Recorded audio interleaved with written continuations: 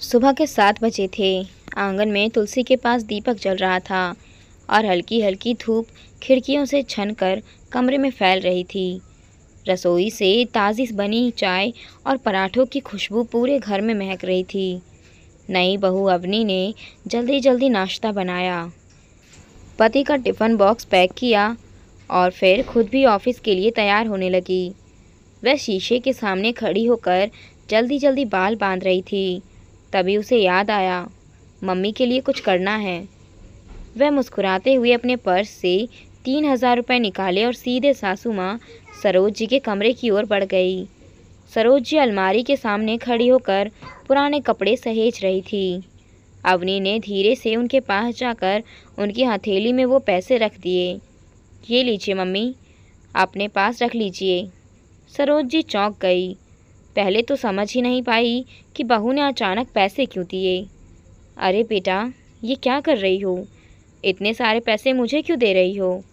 अवनी ने धीरे से मुस्कुराते हुए कहा, मम्मी, पिछले 1 महीने से मैं देख रही हूँ, कभी सब्जी वाला आता है, कभी दूध वाला, कभी काम वाली बाई ज़्यादा पैसे मांग लेती है। फिर आपकी किटी भी तो होती है। आपके पास हमेशा पैसों की ज़रूरत रहती है। मैं नहीं चाहती कि आपको हर बार इंतज़ार करना पड़े या किसी के सामने हाथ फैलाना पड़े। सरोज जी ने तुरंत कहा, अरे बेटा, मुझे क्या ज़रूरत है इन सब की? तुम्हारे ससुर जी की पेंशन आती है, उसी से काम चल जाता है। पहले उनसे मांगती थी, अब सरकार हर महीने बिना मांगे ही दे देती है। लेकिन अवनी ने ज़िद भरे अंदाज में कहा, मम्मी, घर के खर्च तो निकल ही जाते होंगे, लेकिन मैं चाहती हूँ कि आप सिर्फ घर और रसोई तक ही ना रहे, आप भी अपनी दुनिया जिए। सहेलियों के साथ किटी पार्टी में जाए, पिक्चर देखे, कभी भेल पार्टी, कभी नाटक, जो भी आपका मन करे।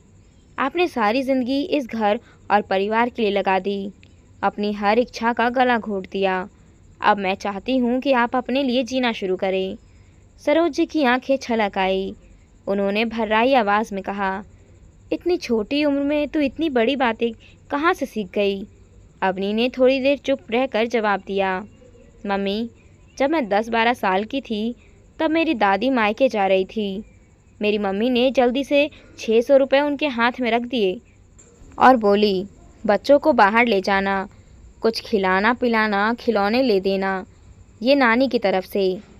दादी उस दिन रो पड़ी थी और बोली, इतने पैसे कभी खुलकर खर्च ही नहीं किए। उस दिन मैंने देखा कि कैसे थोड़े से पैसों से भी रिश्ते मजबूत होते हैं।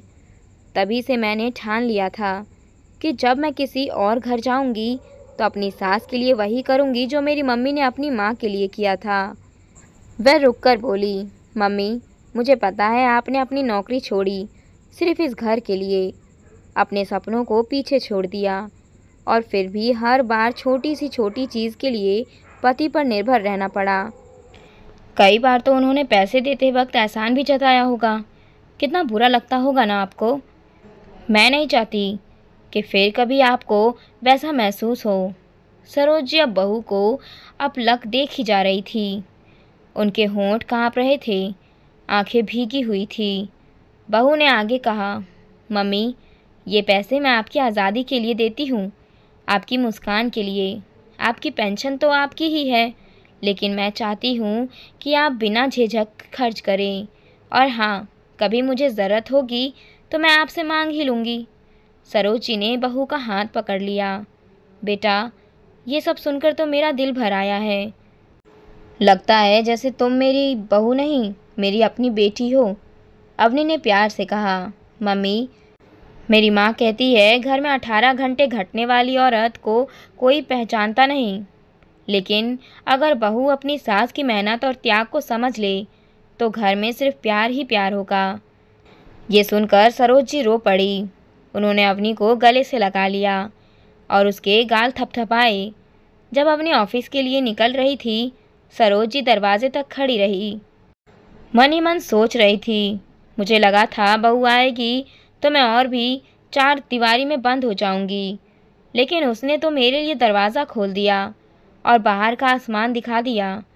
उस दिन के बाद से सरोज जी की ज़िंदगी बदल गई।